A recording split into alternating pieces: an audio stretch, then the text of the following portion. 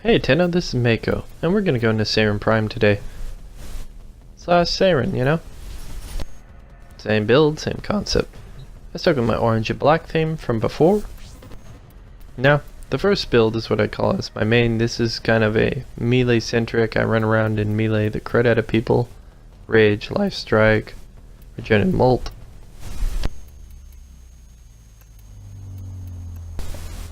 Now, the second build is what I call a SPORE.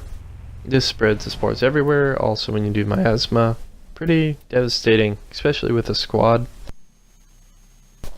This build is what I call a contagion cloud build. Contagion clouds are pretty rare in builds so far, but I thought I would try to be unique and come up with my own. It's pretty fun to just play with. Soma Prime is OP.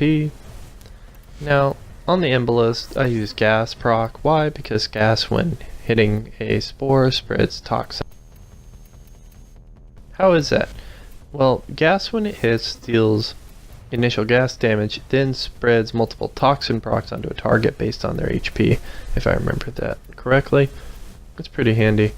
In the Mios, we all thank Red Skittles for developing it. Now, the Dredge is pretty handy for a sentinel. Unlike the Shade, which keeps you invisible, or the Carry, which sucks, you know, your ammo drops, energy, health. It does something that I think is kind of unique and pretty helpful to you if you're a newer player. Now what is it, you may be asking? Well, let's do a little show and tell. A big enemy like this usually destroys you pretty quickly, but oh look! It's stun locked by lightning. Yes, this is what it does. It stun locks multiple enemies, keeps them in CC'd, and sometimes they can get a lucky hit in. But usually it's just one and it's not enough to kill you. So I'm gonna prime it to death or whatever primary you tend to use. I tend to use a Supra, but the Soma Prime and the Supra are very close in overall damage that I can, you know, put out. So, just a handy little trick with that Dredge Sentinel, if you didn't know it. This little orange light is that's on my Saryn's back and chest is due to the imminent eclipse sigil, unlocked when you're there 50 plus days. Or login, I'm sorry. Now, just recap. Throw your second, throw your first. First then costs half the energy, and when the second explodes like this, it deals toxin and viral now in spores when they're popped. Which, when they stack like that with miasma, dealing 200% damage per toxic and viral damage on an opponent, makes it pretty devastating and quick to, you know, butcher a bunch of enemies.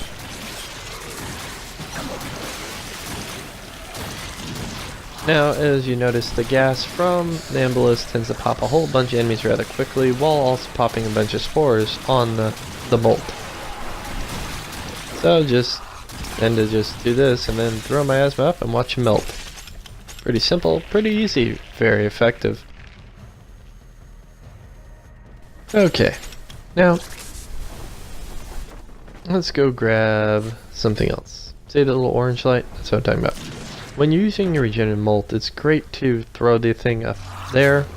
You don't want enemies to be shooting at you, but sometimes it's a little too far. You can't hit it with Spore, but you can't hit it with Embolyst. And sometimes the enemies won't notice it, so just go about that high when you do a regen and molt.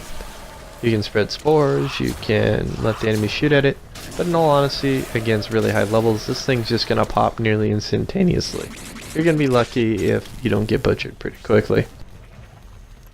By the way, Toxic Lash, when activated, reduces damage incoming when blocking. So, just an FYI why I run the Toxic Lash part.